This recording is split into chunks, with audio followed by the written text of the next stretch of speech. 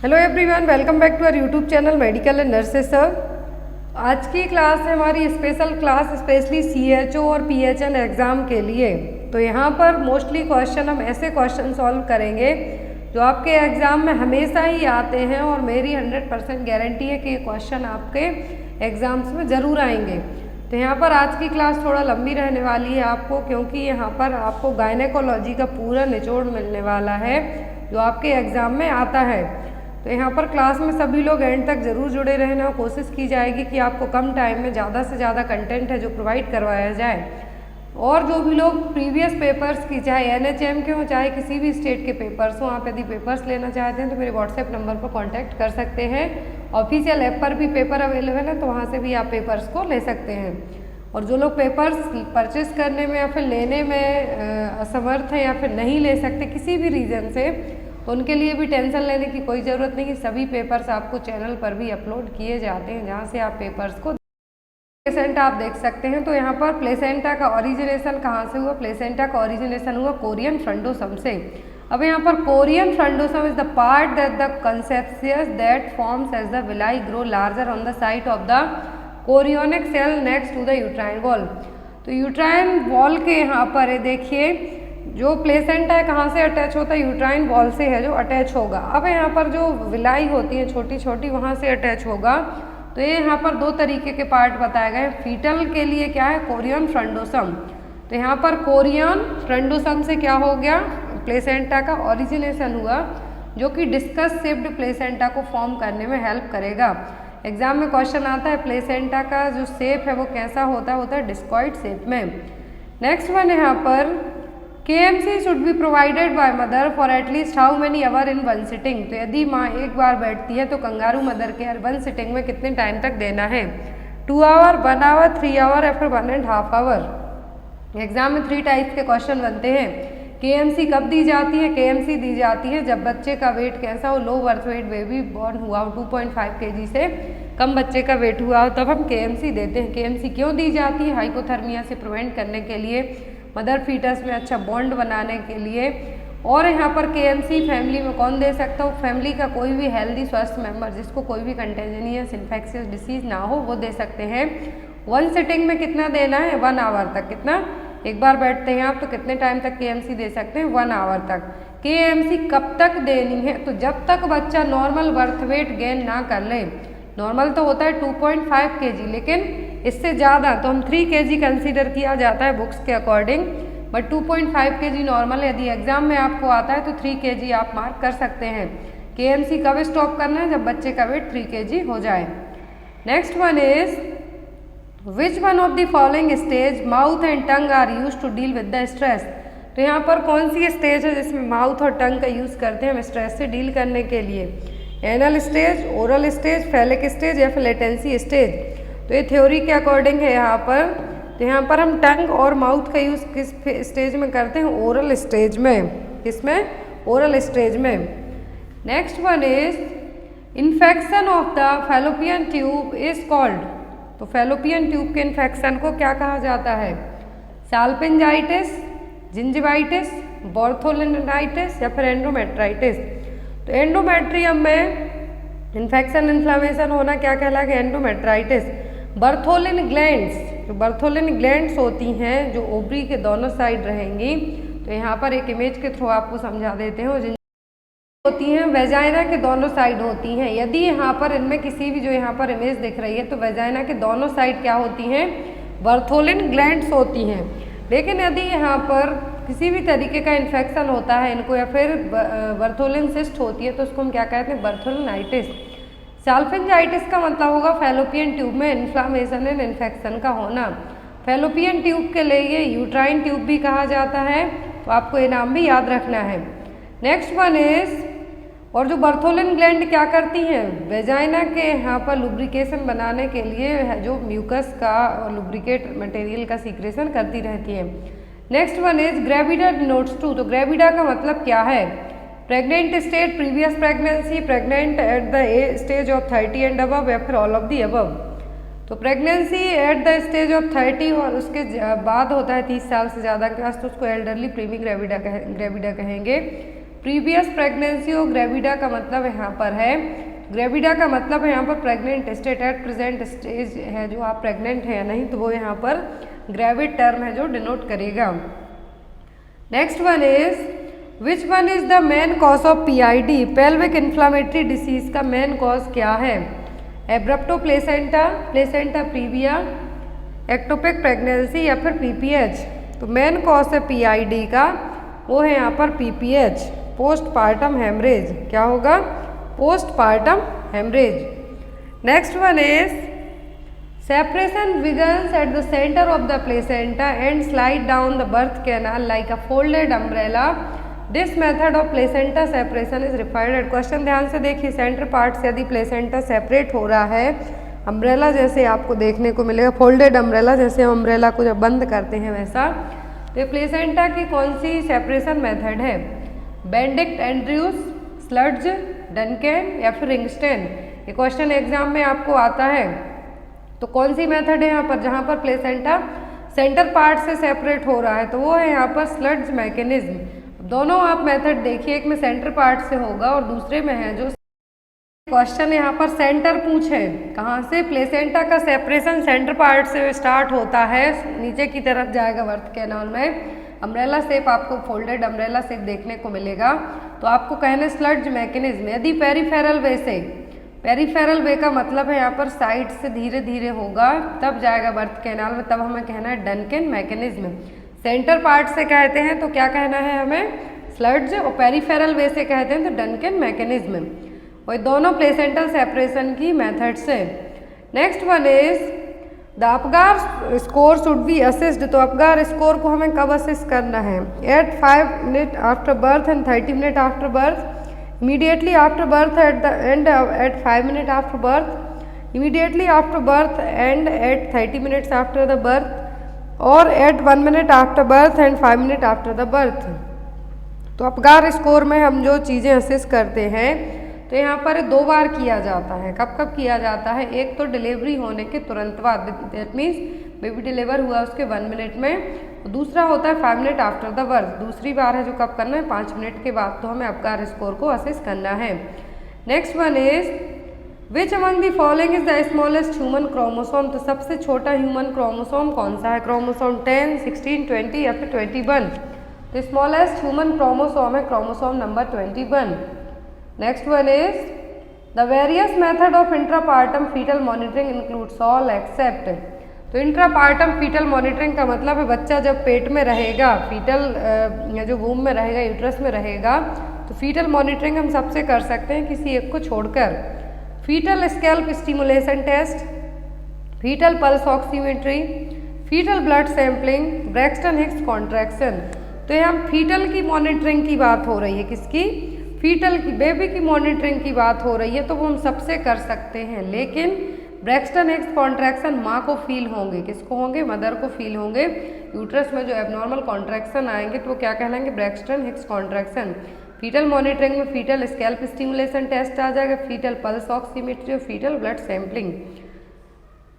Next one is during active management of labour injection ergometrine is contraindicate in which of the following condition. तो ergometrine दिया जाता है कब? Active मैंने labour में यदि जब हम PPH को मैनेज करना है तो अर्गोमेट्रिन दिया जाता है। तो यहाँ पर किस केस में कॉन्ट्राइंडिकेट रहेगा? प्रीमी ग्रेविडा में, सीवियर एक्लेम्सिया में, प्रोलॉन्ग लेबर में या फिर नन ऑफ द अबव में। तो अर्गोमेट्रिन अवॉइड किया जाता है जिन पेशेंट को ब्लड प्रेशर बढ़ने की प्रॉब्लम हो, हाइपरटेंशन की प्रॉब्लम हो। ये बेसिक सा एक इसका क्या है? कॉन्ट्राइंडिकेशन है। तो यहाँ पर किस केस में है जो BP बढ़ता है? तो वो है यहाँ पर सीवियर एक्लेम्सिया। यदि मदर सीवियर एक्लेम्टिक है पहले से ही तो उसको हमें अर्गोमेट्रिन है जो अवॉइड करना है, नहीं देना है। Next one is first form of milk produced by the mammary glands immediately following delivery of the newborn, that is called. तो मेमरी ग्लैंड से डिलीवरी के तुरंत बाद जो फर्स्ट मिल्क बनता है उसको हम क्या कहते हैं? रेगुलर मिल्क, कोलेस्ट्रम, प्रोटीन या फिर सप्लीमेंट्री फीड। तो ये क्या कहलाता है? ये कहलाता है कोलेस्ट्रम। क्या कहलाता है? Colostrum. Next one is the hormone primarily responsible for the milk ejection. जितने भी क्वेश्चन हैं यहाँ पर आपको एग्जाम में SMS रखे ही मिलेंगे, चाहे आप कोई सा भी एग्जाम देंगे। तो यहाँ पर कौन सा हार्मोन है जो मिल्क इजेक्शन के लिए रिस्पॉन्सिबल है, तो वो है यहाँ पर ऑक्सीटोसिन। कौन सा है? ऑक्सीटोसिन। प्रोलैक्टिन है मिल्क प्रोडक्शन के लिए, ऑक्सीटोसिन मिल्क इजेक्शन के लिए, प्रोजेस्ट्रॉन है नॉर्मल प्रेगनेंसी के लिए, यदि हेल्दी नॉर्मल प्रेगनेंसी चाहिए है तो प्रोजेस्ट्रॉन बहुत ज़्यादा इंपॉर्टेंट है। Next one is the amount of protein provided in the nutritional supplement programme for a lactating mother is. Nutritional supplement programme के तहत जो माँ के लिए प्रोटीन दिया जाता है वो कितना दिया जाता है? 10 से 15 ग्राम, 12 से 15 ग्राम, 18 से 20 ग्राम या फिर 20 से 25 ग्राम। तो सप्लीमेंट प्रोग्राम में न्यूट्रिशनल सप्लीमेंट प्रोग्राम की बात हो रही है तो लैक्टेटिंग मदर और ब्रेस्ट फीडिंग मदर है जो अपने बच्चे को ब्रेस्ट फीड कराती हैं, दूध पिलाती हैं, तो उनको कितना प्रोटीन दिया जाता है? 18 से 20 gram, 18 to 20 gram. Next one is the postnatal period extend up to. तो जो पोस्ट नेटल पीरियड है वो कब तक का होता है? 2 वीक, 6 वीक, 4 वीक होता है, वो होता है 6 वीक तक के लिए, जिसको हम क्या कहते हैं? परपीरियम पीरियड, जिसमें जो बॉडी है नॉन प्रेग्नेंट स्टेज में क्या होती है? रिवर्ट होती है। यूट्रस है और अदर बॉडी की जो फंक्शनिंग है वो भी क्या होती है? बैक होती है नॉर्मल नॉन प्रेग्नेंट स्टेट में। Next one is a women is diagnosed to have severe anaemia when the haemoglobin is below. तो यहाँ पर प्रेगनेंसी में जब क्वेश्चन 2-3 बनते हैं यहाँ पर, प्रेगनेंसी में एनीमिया कब कंसीडर किया जाता है? जब हीमोग्लोबिन लेवल लेस देन 11 ग्राम पर डीएल हो जाए। लेकिन जब सीवियर एनीमिया की बात आती है तो WHO के अकॉर्डिंग जब हीमोग्लोबिन लेवल 7 ग्राम पर डीएल से कम हो जाए तब प्रेगनेंसी में कंसीडर किया जाता है सीवियर एनीमिया। लेस देन 11 तो एनीमिया है प्रेगनेंसी में, लेकिन लेस देन 7 ग्राम पर डीएल तो सीवियर एनीमिया है। Next one is the nurse is aware that an adoption of pregnancy is increase blood supply to pelvic region that result purplish discolouration of vaginal mucosa that is known as. देखिए कितना easy question है यहाँ पर कि pelvic area में क्या होगा? Blood का है जो सप्लाई बढ़ जाएगा प्रेगनेंसी में, वो प्रेगनेंसी में नॉर्मल अडॉप्टेशन है। तो यहाँ पर इसके कारण जब ब्लड सप्लाई बढ़ेगी तो पेल्विक रीजन में बढ़ने के कारण जो वेजाइनल म्यूकोसा है कैसी होगी? पर्पलिश कलर की। तो ये कौन सा साइन है? लेडेंस, हैगार्स, गॉडेल्स और चैडविक साइन। तो ये कौन से साइन की बात हो रही है यहाँ पर? चैडविक साइन की। Next one is vaginal spotting और bleeding between menses is called. तो वेजाइनल ब्लीडिंग होती है या फिर स्पॉटिंग होती है, मतलब 1 या 2 ड्रॉप ब्लड आता है, तो उसको हम क्या कहेंगे? वो भी मेंसेस के बीच में, पीरियड्स के बीच में।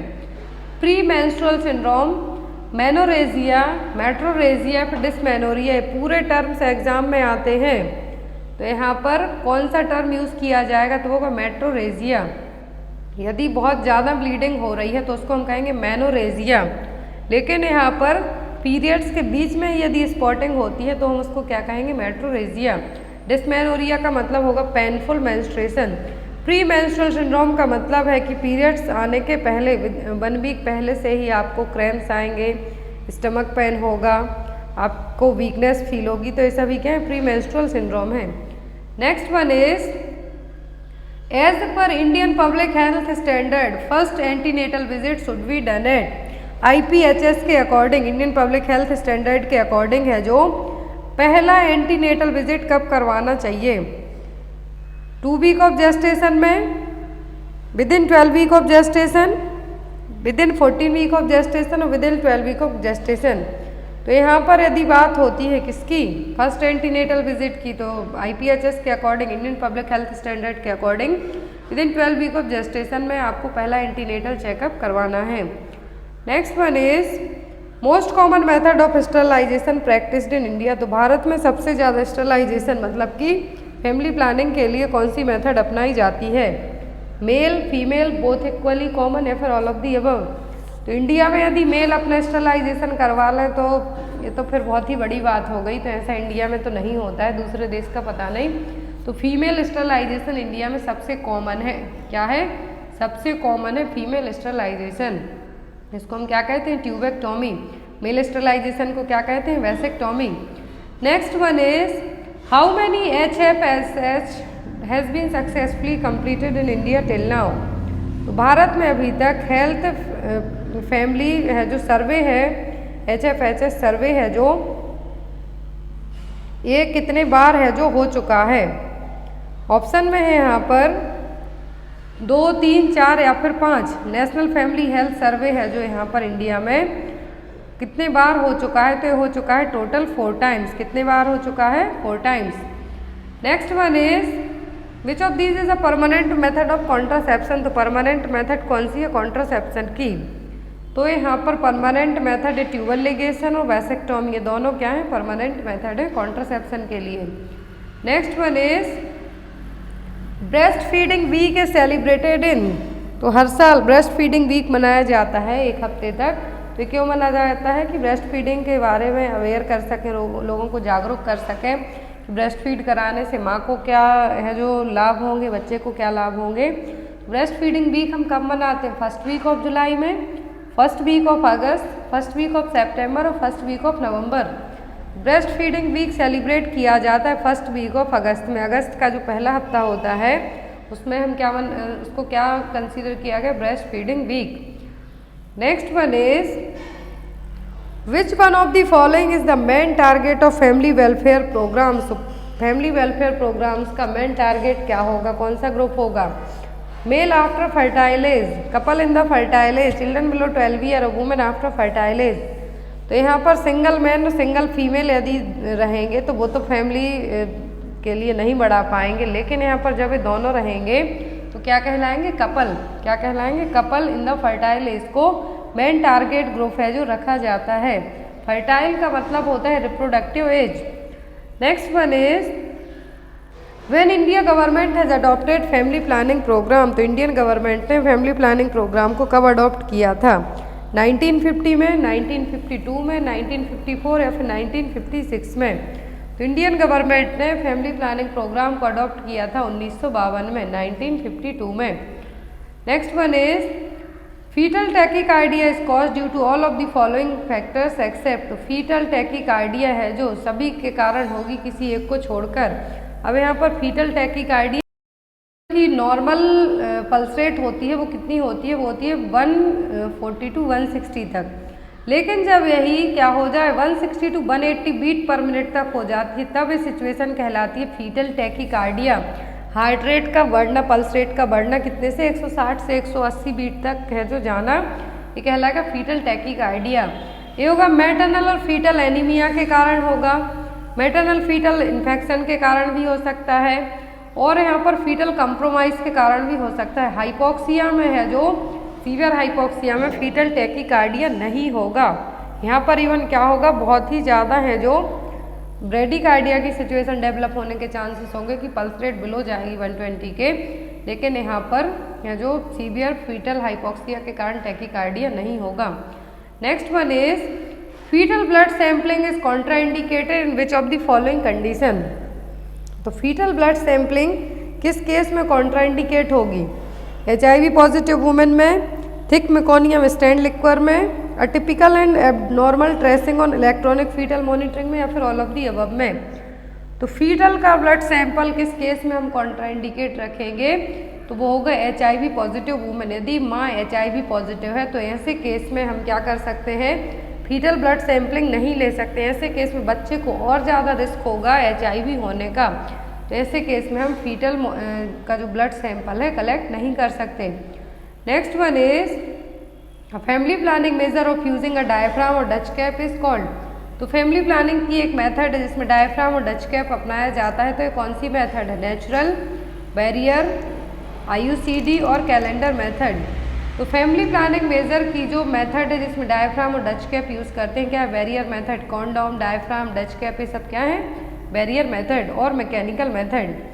Next one is any bleeding from और into the genital tract after the period of viability but before the birth of the baby that is called. तो प्रेग्नेंट हो गए हैं जो वायबल पीरियड में है, मतलब कि जो बेबी है यूट्रस में लाइव है, लेकिन डिलीवरी के पहले आपको जो ब्लीडिंग हो जाती है वो क्या कहलाएगी? एंटीपार्टम हेमरेज, इंट्रापार्टम, पोस्टपार्टम या फिर all of the above. Viability stage है लेकिन before the birth of the baby के जो ब्लीडिंग होती है जेनाइटल ट्रैक्ट से वो क्या कहलाएगा? Antepartum haemorrhage. क्या कहलाता है? Antepartum haemorrhage. Next one is the clinical features of the first stage of labour includes all except. Clinical features सब हैं फर्स्ट स्टेज ऑफ लेबर के किसी एक को छोड़कर। ऑप्शन में है effacement of cervix, contraction every 3 to 5 minutes, minimal descent of presenting part, sudden gush of vaginal bleeding. तो फर्स्ट स्टेज ऑफ लेबर में क्या होता है, जो यूट्रस है वो डायलेट होती है, यूट्रस का डायलेटेशन होता है, एफासमेंट होगा सर्विक्स में, कॉन्ट्रैक्शंस आएंगे हर 3 से 5 मिनट में, जो धीरे धीरे इनकी इंटेंसिटी बढ़ते जाएगी, मिनिमल डिसेंट होगा प्रेजेंटिंग पार्ट, बहुत कम दिखेगा। तो यहाँ पर sudden gush of vaginal bleeding देखने को मिलती है थर्ड स्टेज ऑफ लेबर में, जब प्लेसेंटा का एक्सपल्सन हो रहा हो तब, ना कि फर्स्ट और सेकंड स्टेज में। तो यहाँ पर जो लास्ट ऑप्शन है वो क्या है, वो है स्टेज थर्ड का। Next one is crowning occurs in, तो क्राउनिंग कब होती है, फर्स्ट स्टेज ऑफ लेबर में, सेकंड स्टेज ऑफ लेबर में, थर्ड स्टेज ऑफ लेबर या फिर फोर्थ स्टेज ऑफ लेबर में। तो क्राउनिंग होती है सेकंड स्टेज ऑफ लेबर में। फिर जो यहाँ पर एपिजियोटॉमी भी की जाती है वो भी कब होती है, सेकंड स्टेज ऑफ लेबर में। Next one is the first menstruation in a female that is called, पहले जो फर्स्ट मेंस्ट्रुएशन आते हैं वो क्या कहलाते हैं, एमनोरिया, मिनार्ची, मेनोपॉज या फिर डिस्मेनोरिया। एमनोरिया का मतलब होता है एब्सेंस ऑफ मेंस्ट्रुएशन, मेनोपॉज का मतलब होता है सेसेशन ऑफ मेंस्ट्रुएशन, मतलब कि परमानेंट आपके मेंस्ट्रुअल पीरियड आना, साइकिल बंद हो जाए। डिस्मेनोरिया का मतलब होता है पेनफुल मेंस्ट्रुएशन। अब यहाँ पर बचता है ऑप्शन बी, तो उसका मतलब क्या है, मिनार्ची, जिसमें हम क्या है, first menstruation period in female. Next one is movement of fetus felt by the mother that is known as, तो माँ को जब अपने बच्चे के मूवमेंट, हिलने डुलने की हलचल फील होने लगती है तो क्या कहलाता है, लाइटनिंग, बलॉटमेंट, क्विकनिंग या फिर ब्रैक्सटन हिक्स कॉन्ट्रैक्शन। तो ये कहलाता है क्विकनिंग। क्या कहलाता है, क्विकनिंग। जो प्रीमी पैरा मदर होती है, फर्स्ट टाइम प्रेग्नेंट होती है तो 20 वीक्स में, और जो मल्टी ग्रेविडा होती है उन्हें 16th वीक के बाद है जो फर्स्ट फीटल मूवमेंट फील होना स्टार्ट हो जाते हैं। लाइटिंग का मतलब होता है welcome sign of pregnancy. Next is the gonorrhoea causative organism is, तो गोनोरिया का कॉजिटिव एजेंट क्या है, crab louse, candida albicans, trichomonas vaginalis या फिर निसेरिया। तो गोनोरिया का कॉजिटिव एजेंट है निसेरिया गोनोरिया। क्या है, निसेरिया गोनोरिया। कैंडिडियासिस होता है, उसका कॉजिटिव एजेंट है कैंडिडा एल्बिकेंस। ट्राइकोमोनाइटिस वेजाइनेलिस किसके लिए है, ट्राइकोमोनास के लिए। Next one is Pep smear is used for screening of, तो पेप स्मीयर किसकी स्क्रीनिंग के लिए यूज किया जाता है, ovulation, cervical cancer, uterine cancer और मेंस्ट्रुअल साइकिल। तो जो यहाँ पर पेप स्मीयर किसके लिए किया जाता है, सर्वाइकल कैंसर के लिए, एग्जाम में क्वेश्चन आता है। Next one is after menopause increased facial growth occurs due to, तो मेनोपॉज के बाद मतलब आपके पीरियड्स आना बंद हो गए, आफ्टर 50 ईयर के बाद जो स्टॉप हो जाते हैं, तो यहाँ पर फेस पर है जो फेशियल हेयर देखने को मिलेंगे, फेशियल ग्रोथ देखने को मिलेगी। तो क्यों होगी, increase the luteinizing level, decrease the luteinizing level, Neisseria फिर fall in follicle stimulating hormone level.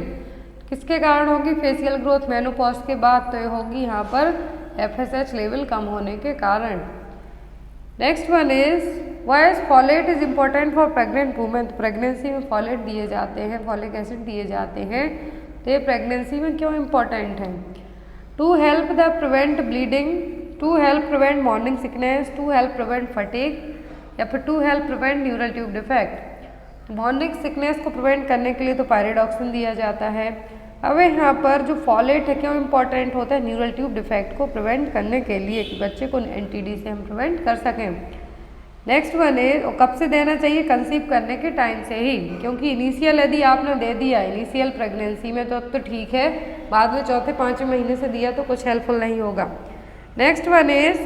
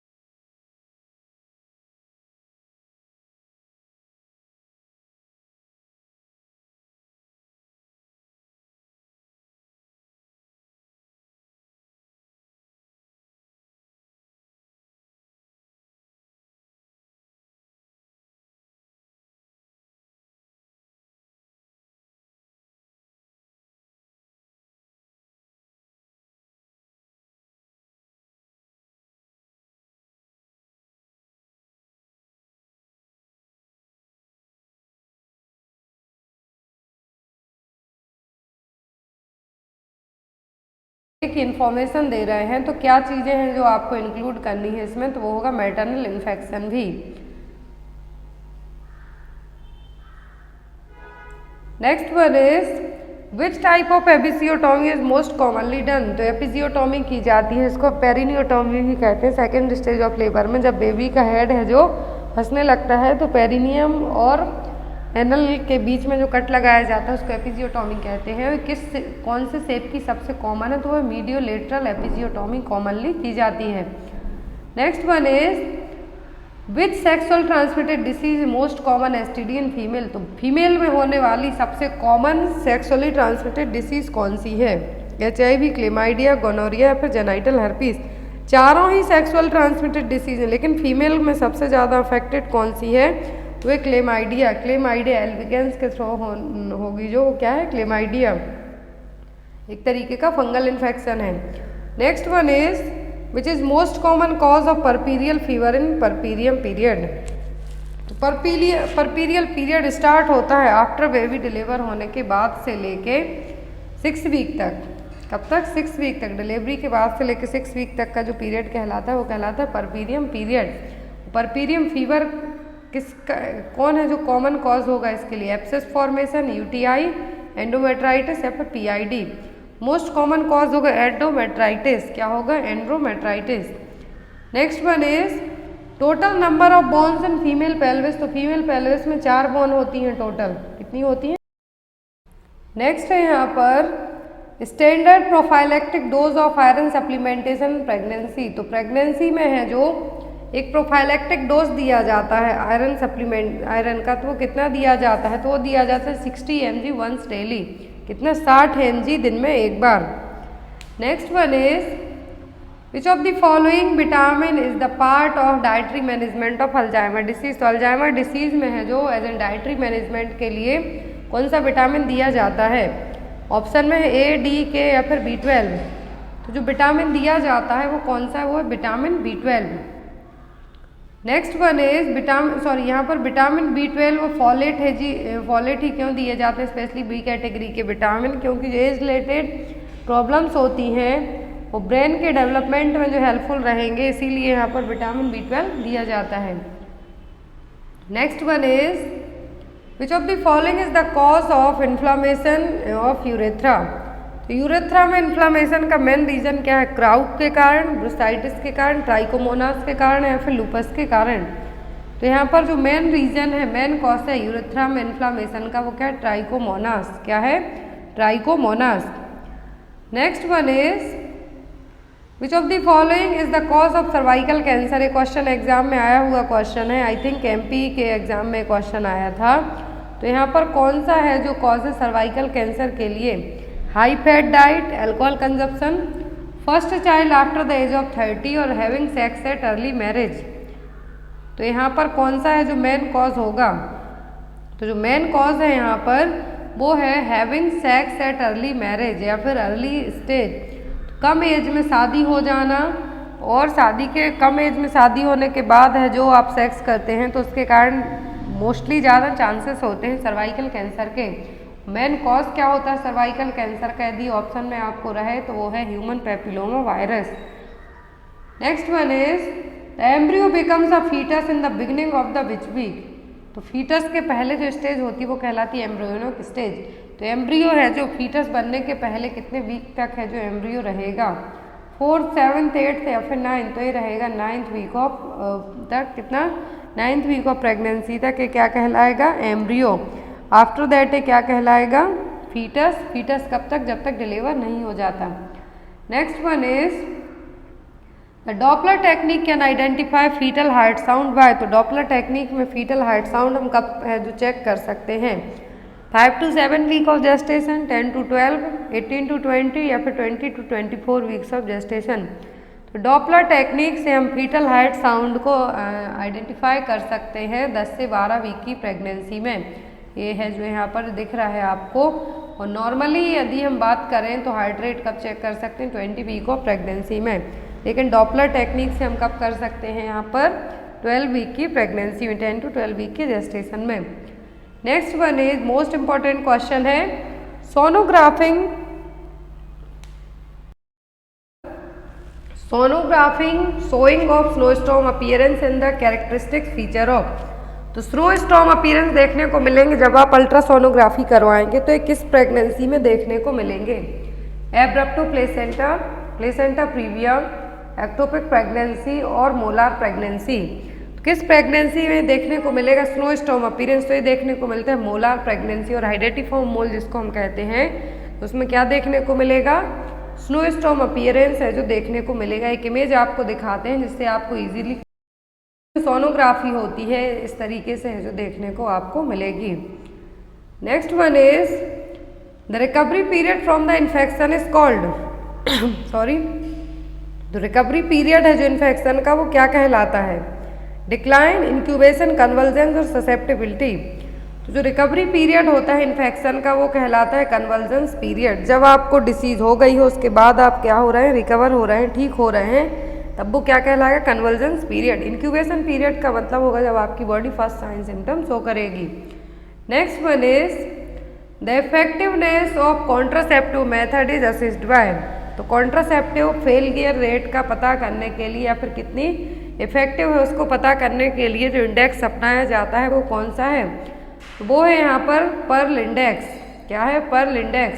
That is defined as number of contraceptive failures per 1000 women years of exposure.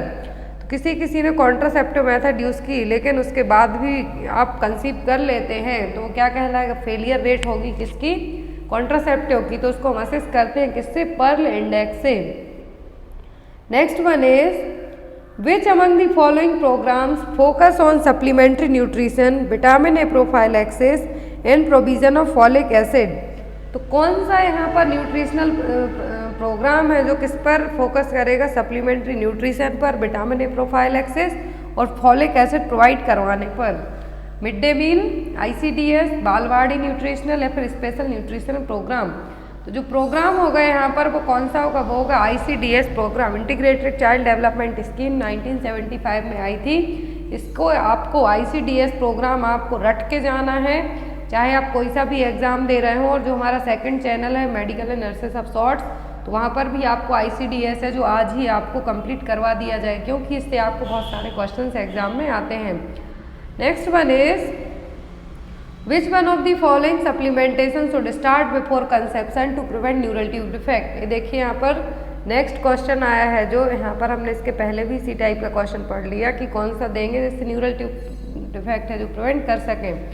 Option में है iron, calcium, magnesium या फिर folic acid.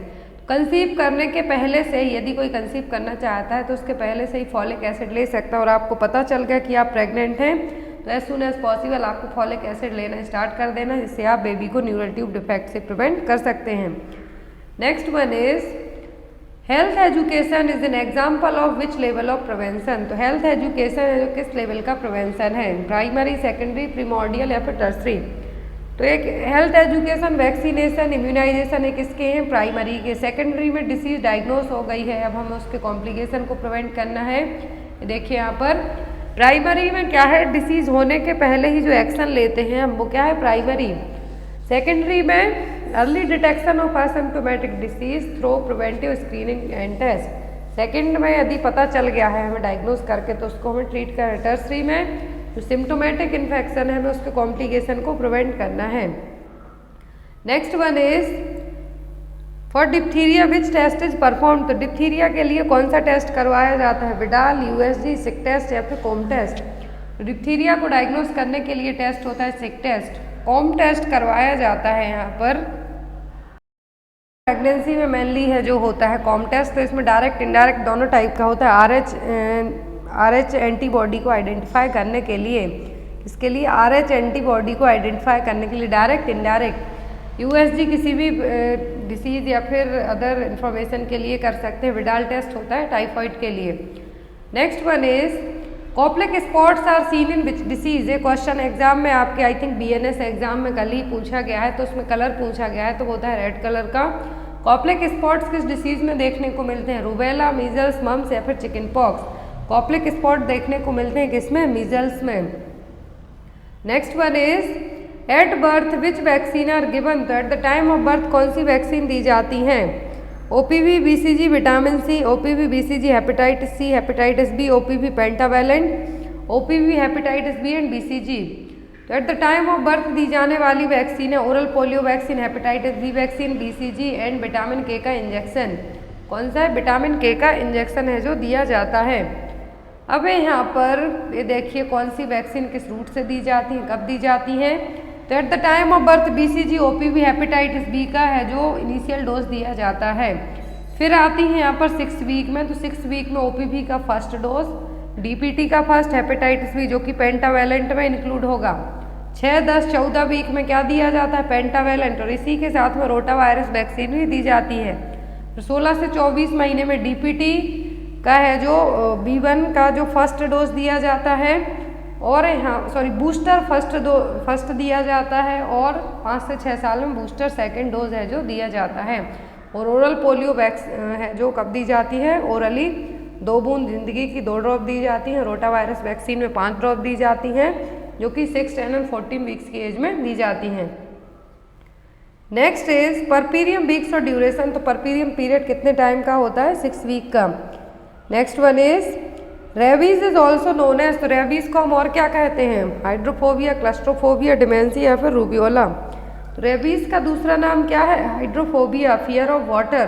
Claustrophobia का मतलब होगा closed space में डर लगना। अब यहाँ पर रेबीज का क्वेश्चन है, एग्जाम में बहुत सारे क्वेश्चन बनते हैं। एक तो इसका कॉजेटिव एजेंट हो गया लाइसा वायरस, और क्या होगा? इन्फेक्टेड एनिमल्स की बाइट करने के कारण। तो कैटेगरी फर्स्ट यदि आती है तो यहाँ पर लिकिंग, टचिंग और इंटैक्ट स्किन है। क्या हुआ? एनिमल ने आपको चाटा है, टच किया है, तो इंटैक्ट स्किन है यहाँ पर। कैटेगरी सेकंड में सलाइवा, स्क्रैच, एब्रेशन आते हैं आपकी स्किन पर। तो आपके लिए क्या है? थोड़ा बहुत स्क्रैच भी आ सकते हैं बिना किसी ब्लीडिंग के, लेकिन स्किन अनकवर्ड है। कैटेगरी थर्ड में स्क्रैच आएंगे, पेनिट्रेट होगी स्किन, और यहाँ पर जो सलाइवा लिक्स है वो आपके ब्लड में भी जा सकती है। तो यहाँ पर आपको वुंड को क्लीन करना है, एंटी रेबीज वैक्सीन देना है और एंटी रेबीज इम्यूनोग्लोबुलिन देना है। Category third. और जब भी कोई एनिमल वाइट करता है तो कंटिन्यूअसली वॉश करना है साबुन से। Next one is which of the following term is use to describe the fine downy hair which covers body of the newborn.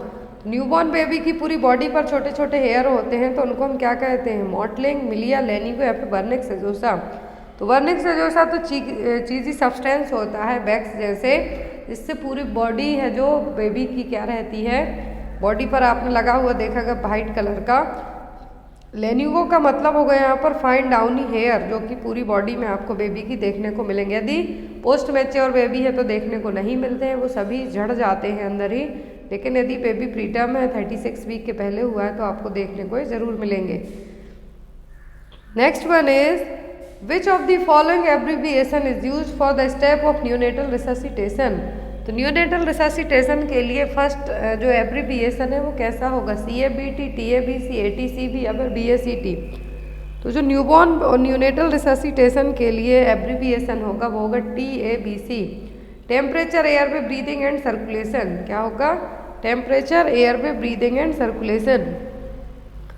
Next is which type of burn leads to greatest degree of pain. तो burn का question मैंने आपको last time पढ़ाई थी, degree of burn, depth of burn. तो यहाँ पर burn में ग्रेटेस्ट डिग्री ऑफ पेन किस में देखने को मिलेगा? फर्स्ट, सेकंड, थर्ड और फोर्थ में। तो ग्रेटेस्ट डिग्री ऑफ पेन मतलब सबसे ज़्यादा दर्द किस में होगा? सेकेंड डिग्री बर्न में, थर्ड डिग्री बर्न में और फोर्थ डिग्री बर्न में पेन है जो धीरे धीरे कम हो जाता है, फिर पेन ही नहीं होता है, सेंसेशन ही खत्म हो जाता है, क्योंकि जब नर्व डैमेज होने लगती हैं तो। Next one is in human body iron is absorbed इन। तो ह्यूमन बॉडी में आयरन का एब्जॉर्प्शन कहाँ पर होता है? ड्यूडेनम में, ईसोफेगस में, इलियम में या फिर नन ऑफ द अबव। तो ह्यूमन बॉडी में आयरन का एब्जॉर्प्शन होता है ड्यूडेनम पार्ट में। कहाँ पर? ड्यूडेनम में। Next one is what is the most important test for iron stores. तो यहाँ पर एब्जॉर्ब कर लिया ड्यूडेनम ने। अब टेस्ट कौन सा करेंगे कि आप खा तो खूब रहे हो आयरन, लेकिन आपकी बॉडी में स्टोर नहीं हो पा रहा ड्यूडेनम में, तो कौन सा टेस्ट होगा? Serum calcium, serum ferritin, serum phosphate या फिर नन ऑफ द अबव। तो आयरन स्टोरेज के लिए टेस्ट होता है, वो होता है serum ferritin test. Next one is platelets are produced in, तो प्लेटलेट्स का प्रोडक्शन कहाँ पर होता है? लार्ज इंटेस्टाइन में, बोन मैरो में, लिवर में या फिर स्मॉल इंटेस्टाइन में। तो प्लेटलेट्स, आरबीसी, इन सभी का प्रोडक्शन कहाँ पर होता है? बोन मैरो में। Next is most important question है, An 18-month-old child was brought to the PSC for booster dose of DPT vaccine. Which among the following muscle preferred by the nurse to administer the vaccine? तो 18 महीने का बच्चा यदि vaccine के लिए आया है PSC या फिर किसी भी हॉस्पिटल में, तो DPT वैक्सीन इंट्रामस्कुलर दी जाती है। तो कहाँ पर, कौन सी मसल में देंगे? डेल्टॉइड में, डॉर्सोग्लूटियल में, वेंट्रोग्लूटियल या फिर वास्टस लैटरलिस में। तो यदि 18 महीने के बच्चे को IM इंजेक्शन देना है, DPT वैक्सीन देना है, तो कहाँ पर देंगे? वास्टस लैटरलिस मसल्स में। Next one is what is the route of BCG vaccine? तो BCG वैक्सीन किस रूट से दी जाती है? इंट्रावीनस, इंट्रामस्कुलर, इंट्राडर्मल या फिर इंट्राओसियस? तो BCG वैक्सीन दी जाती है इंट्राडर्मल रूट से। OPV रोटावायरस ओनली दी जाती है ओरली। इंट्रामस्कुलर में पेंटावैलेंट जो 5 वैक्सीन इंक्लूड हो जाती है, न्यूमोकोकल वैक्सीन हो जाती है। सबक्यूटेनियस में मीजल्स, येलो फीवर और वेरिसेला दी जाती है। और यहाँ पर BCG दी जाती है इंट्राडर्मल से। देखिए यहाँ पर नेक्स्ट है यहाँ पर हाउ मच गैप और interval given between 2 dose of Covishield vaccine?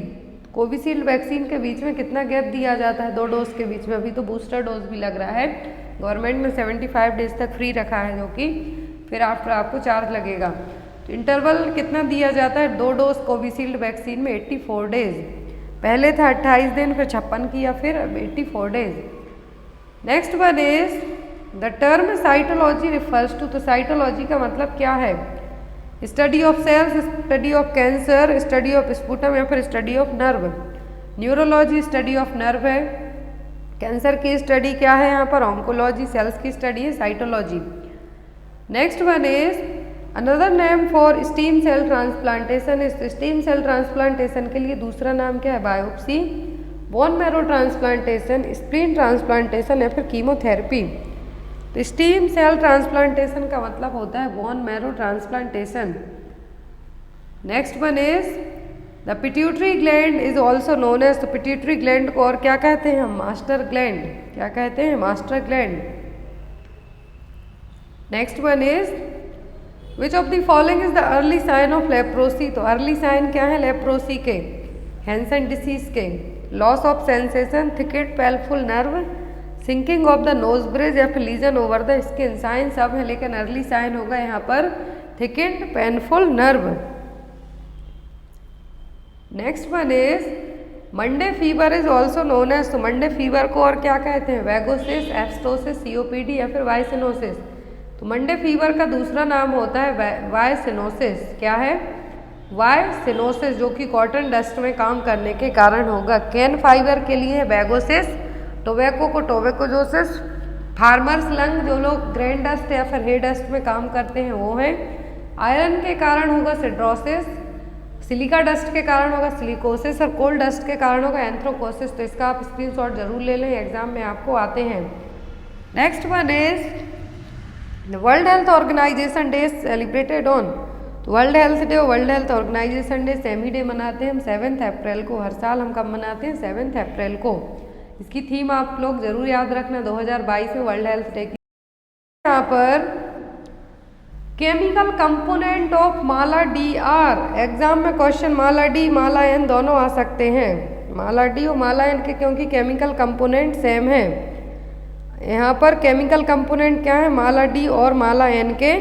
तो वो है डी नॉर्जेस्ट्रॉल एथेनॉइल एस्ट्रॉइडल।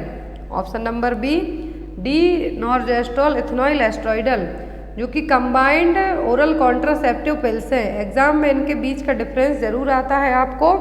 तो जो यहाँ पर माला एन है फ्री ऑफ कॉस्ट होती है, लेकिन माला डी है जो क्या है 3 रुपीज़ पर पैकेट आपको चार्ज लग सकता है।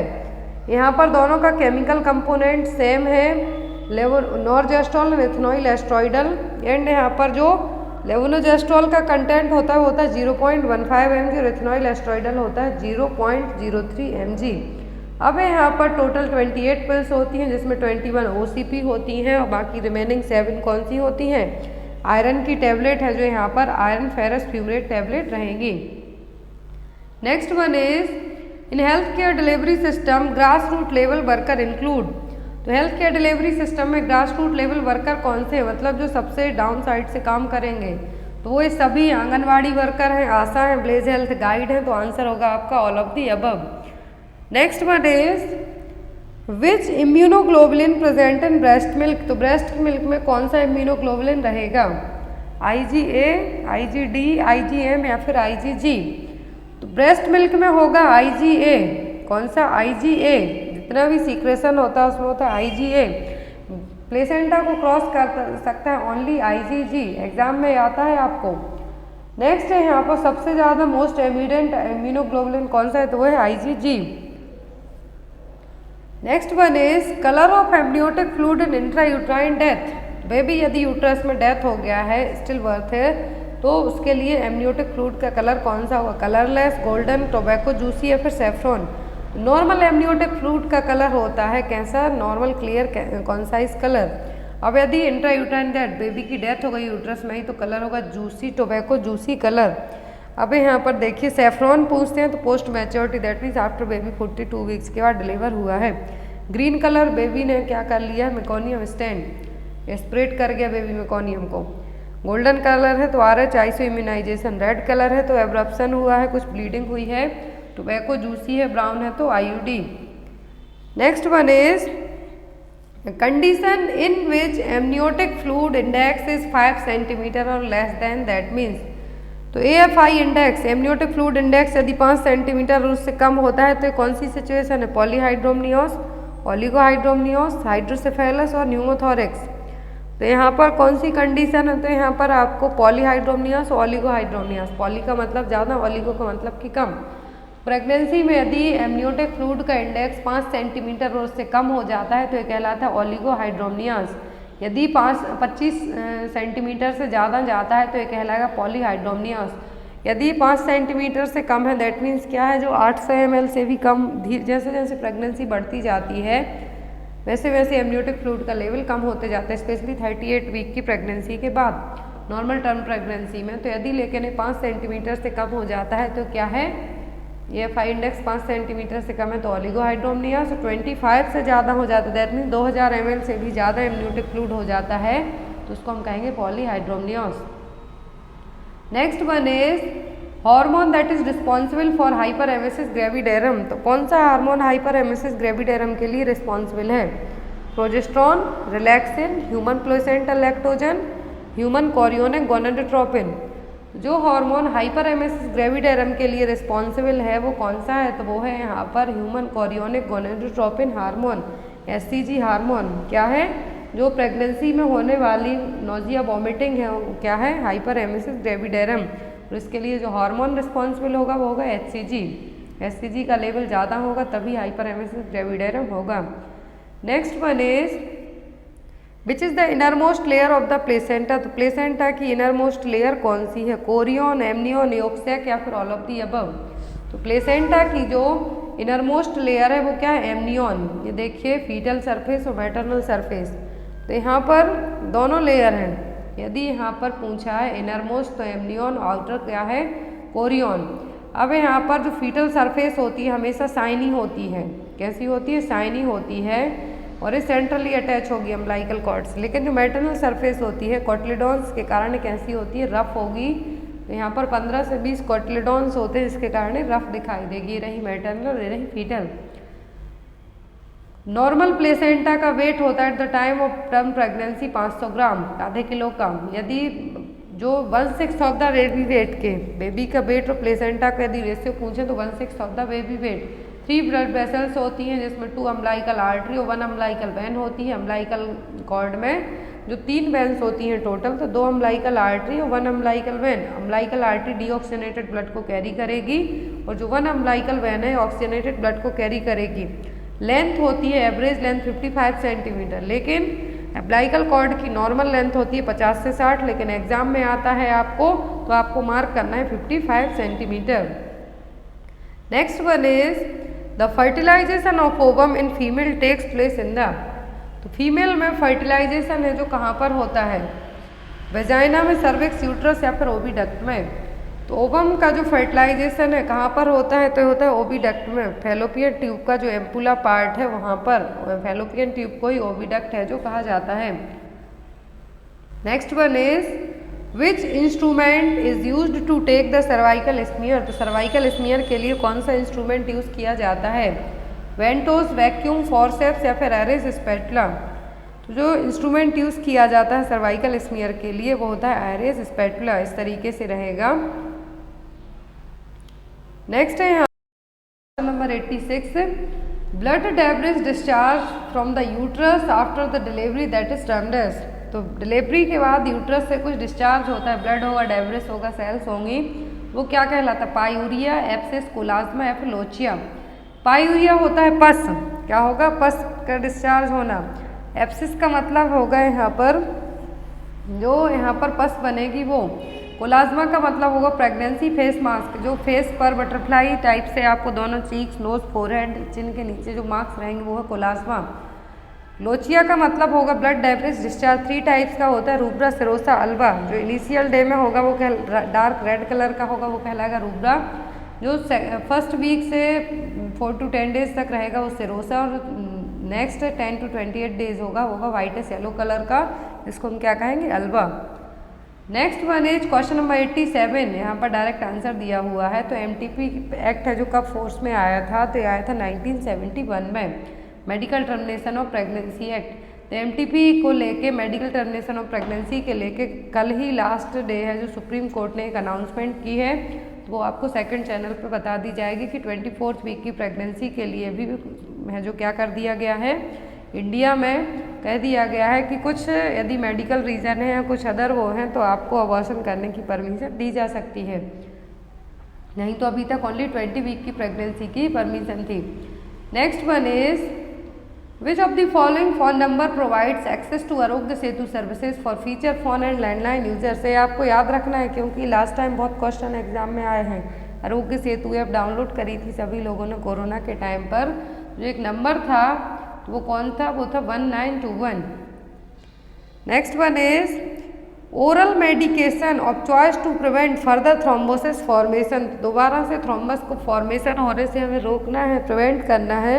ओरल मेडिकेशन कौन सी होगी? स्ट्रेप्टोकाइनेस, वारफ्रेन, हेपेरिन या फिर विटामिन के।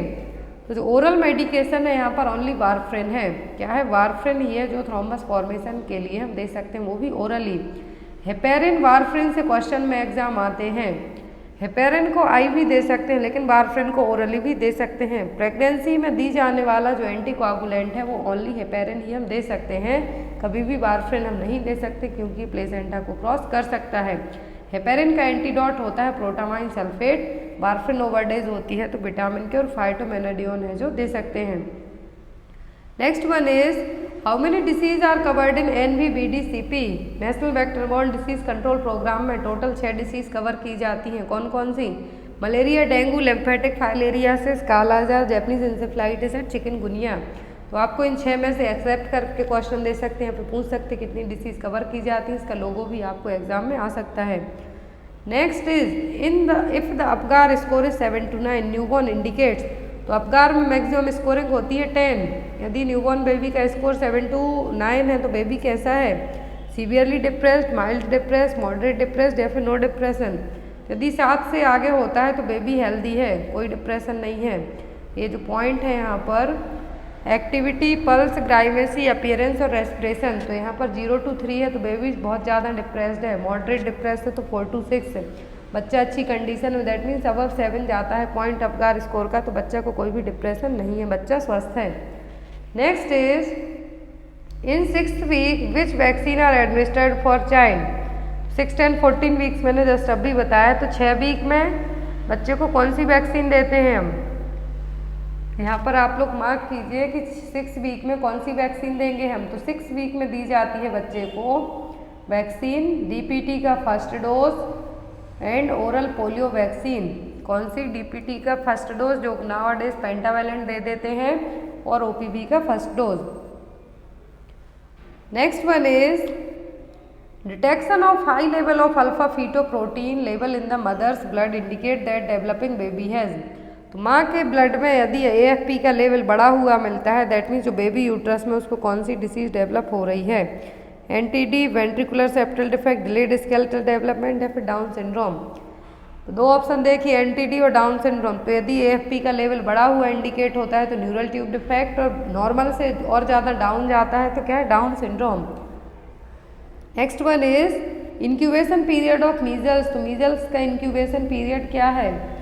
मीजल्स का इंक्यूबेशन पीरियड होता है 10 से 14 दिन। दैट मीन्स आपकी बॉडी में इन्फेक्शन है, first sign symptom body show कर रही है, तो वो पीरियड है इंक्यूबेशन पीरियड। मीजल्स में कितना होता है, 10 से 14 दिन तक। Next one is in which year India declared small pox free. तो इंडिया है जो स्मॉल पॉक्स फ्री कब डिक्लेयर किया गया था, 1987, 77, 66 या फिर 85 में। तो India small pox free declare किया गया था 1977 में। लास्ट केस आया था साल्मोनिया में। नेक्स्ट वन इज वेरी वेरी disease is caused by deficiency of which vitamin. तो वेरी वेरी किसकी कमी से होता है? Vitamin A, cholecalciferol, that means vitamin D, vitamin B12 या फिर विटामिन B1। तो वेरी वेरी होता है विटामिन B1 और थियामिन की कमी के कारण। नेक्स्ट है यहाँ पर which is the drug of choice for treatment of cholera. Vibrio cholera के थ्रू जो कोलेरा फैलेगा तो उसके लिए कौन सी मेडिसिन है जो ट्रीटमेंट में यूज़ की जाएगी? अभी रिसेंट में कोलेरा फैला था पौंडुचेरी में, वहाँ पर इवन पब्लिक इमरजेंसी भी घोषित कर दी गई थी पौंडुचेरी में। तो ट्रीटमेंट कोलेरा के लिए कौन सी मेडिसिन दी जाती है? क्लोरामफेनिकोल, टेट्रासाइक्लिन, पेनिसिलिन या फिर सेफेक्सिन। जो मेडिसिन दी जाती है वो होती है टेट्रासाइक्लिन। ड्रग ऑफ चॉइस है कोलेरा के लिए। एडल्ट के लिए डोज है 500 mg BD। चिल्ड्रन जिनकी एज 4 से 13 साल है तो 125 mg, और चिल्ड्रन जिनकी एज है जो 4 साल से भी कम है तो उनको 50 mg। Next one is when was the स्वच्छ भारत अभियान स्टार्टेड। एक क्वेश्चन एग्जाम में आता है, स्वच्छ भारत अभियान कब है जो लॉन्च किया गया था? तो ये लॉन्च किया गया था 2 अक्टूबर 2014 को, गांधी जयंती जी के दिन। यहाँ पर जो स्वच्छ भारत अभियान लॉन्च किया गया था, तो जो टॉप पर जो सिटी है हर बार जिसको है जो अवार्ड मिलता है स्वच्छ भारत का इंडिया में, वो कौन सी है क्लीन सिटी? वो है इंदौर, मध्य प्रदेश का इंदौर शहर। Next one is hairy tongue is seen in which disease. तो जीभ पर बाल जैसे दिखेंगे किस डिसीज में? टीबी में, HIV में, COPD में या फिर हर्पीज में। तो हेयरी टंग जिसको हेयरी ल्यूकोप्लाकिया भी कहते हैं, वाइट पैचेस देखने को मिलेंगे। देखिए तो ये देखने को मिलते हैं जनरली HIV के पेशेंट में। ये क्यों होते हैं? एप्स्टीन बार वायरस के कारण। एग्जाम में आए कि जो हेयरी टंग किसके कारण है, तो ये है एप्स्टीन बार वायरस के कारण। और ये होती किस में है? तो HIV के पेशेंट में। क्यों होगी? क्योंकि इनमें ऑलरेडी इम्यूनो बहुत ज़्यादा सप्रेस हो जाती है। कोई भी अदर है जो आके अपना कब्जा जरूर जमा सकता है, तो वो क्या कहलाएगा? हेयरी टंग है। यहाँ पर एप्स्टीन बार वायरस इसका कॉज है। Next one is full form of NITI Aayog. तो आज की क्लास का लास्ट क्वेश्चन होने वाला है, कुछ रीजंस के कारण क्लास कंटिन्यू अभी नहीं हो पाएगी। नेक्स्ट क्लास होगी उसमें आगे के क्वेश्चन हम कंटिन्यू करेंगे। नीति आयोग में है जो नीति का फुल फॉर्म क्या है? नीति आयोग में नीति का फुल फॉर्म होता है national institution for transforming India. गठन हुआ था इसका 1 जनवरी 2015 को। National institution for transforming India आयोग 1 जनवरी 2015 को लॉन्च किया गया था। गवर्नमेंट ऑफ इंडिया ने, हेडक्वार्टर है दिल्ली में। इसके जो चीफ होते हैं वो चेयरपर्सन होते हैं, वो कौन होते हैं? देश के प्रधानमंत्री। तो अभी कौन है? नरेंद्र मोदी। नावडे देश की जो रिसेंट में प्रेसिडेंट है वो कौन है? द्रौपदी मुर्मू। नाम याद रखना है, एग्जाम में आपको आ सकता है। फर्स्ट आदिवासी प्रेसिडेंट बनी है इंडिया की द्रौपदी मुर्मू। नेक्स्ट और आज की क्लास के लिए आपको क्वेश्चन है, बहुत पहले जो न्यूज़ में आया था। क्वेश्चन है what is the name of our India's first female human astronaut. ये क्वेश्चन मैंने आपको पढ़ाया भी है कि इंडिया की पहली फीमेल ह्यूमनॉइड एस्ट्रोनॉट कौन थी? व्योमित्रा, सुमित्रा, गायत्री या फिर सुकन्या। तो इसका आंसर आप लोग कमेंट बॉक्स में देना। जो आज रात में क्लास होगी उसमें इसका आंसर आपको बताया जाएगा। Thank you for watching us. आज की क्लास कैसी लगी कमेंट में ज़रूर बताना। नेक्स्ट चैनल जिन्होंने अभी तक विजिट नहीं किया है तो प्लीज़ देख लें, वहाँ पर आपके लिए अच्छे अच्छे टॉपिक है जो ऐड किए जा रहे हैं। Thank you, bye bye.